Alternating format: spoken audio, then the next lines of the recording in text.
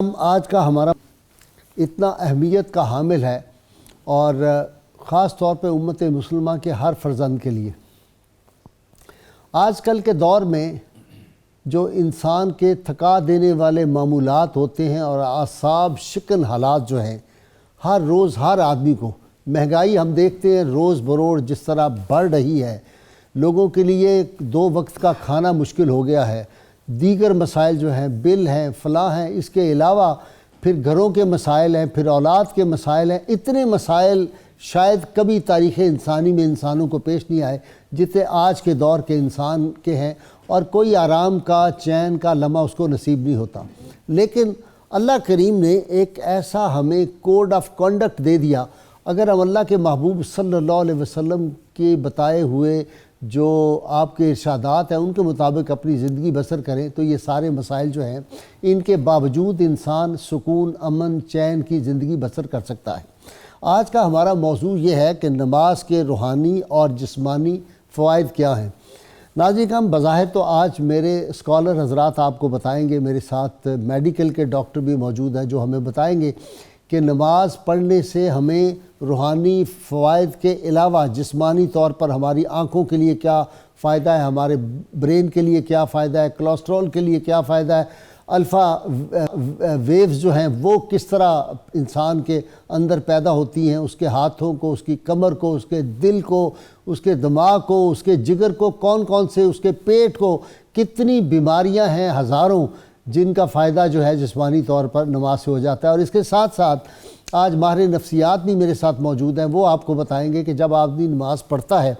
تو پھر اس کی کیفیات کیا ہوتی ہیں، اس کے قلب و ذہن پہ کیا اثرات مرتب ہوتے ہیں، کیسے اس کو سکون اور اطمینان ملتا ہے، کیسے وہ ان پریشانیوں سے، اور خاص طور پر ایک بات میں عرض کروں، ایک وشیس سرکل ہے سارا دن جو چلتا ہے، ہم باہر ہیں، پریشان ہیں، دفتروں میں ہیں، گھروں میں ہیں، کاروباری مسائل ہیں، تو ایک وشیس سرکل ہوتا ہے۔ جو ہی ہم اللہ تعالیٰ کی بارگاہ میں جا کے جھک جاتے ہیں، الصلاۃ معراج المومنین، مومنوں کی معراج، جب اللہ تعالیٰ سے ہم یہ ڈائلنگ سسٹم ہے، جب ڈائل کر دیتے ہیں ہم اور ایک کنیکشن ہمارا ذات حق سے قائم ہوتا ہے، اس وقت معراج کی کیفیت جو ہمیں حاصل ہوتی ہے تو وہ سارا وش سرکل ٹوٹ جاتا ہے۔ اور اس لیے میں آپ کو تجربے کے طور پہ عرض کرتا ہوں کہ آپ نماز پڑھیں وضو کر کے تازہ آپ، اور جتنی آپ کی تھکن ہوگی وہ تھکن غائب ہو جاتی ہے فوری طور پہ نماز پڑھنے سے۔ تو یہ باتیں جو ہیں یہ اس طرف ہماری آج توجہ نہیں۔ اور پھر ایک اور بات کہ نمازیں بھی پڑھتے ہیں بعض لوگ لیکن ان کو نمازوں کا کوئی فائدہ نہیں پہنچتا۔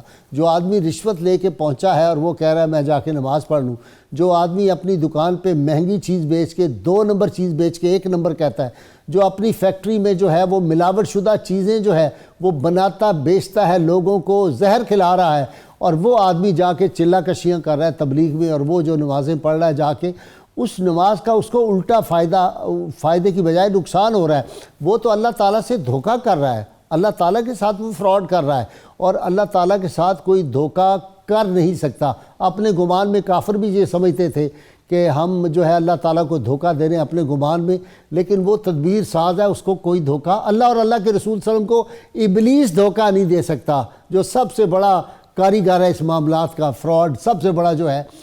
اور دوسری بات یہ سمجھے کہ بعض لوگ ہم سے سوال پوچھتے ہیں کہ جی میں نمازوں کی کوشش کرتا ہوں اور مجھ سے نماز نہیں پڑھی جاتی۔ اگر یہ تصور ہو کہ میں نے اپنے خدا سے جا کے ہم کلام ہونا ہے، میں نے جا کے اپنے اللہ کی بارگاہ میں سر بسجود ہونا ہے، اللہ سے میری حاضری لگے گی،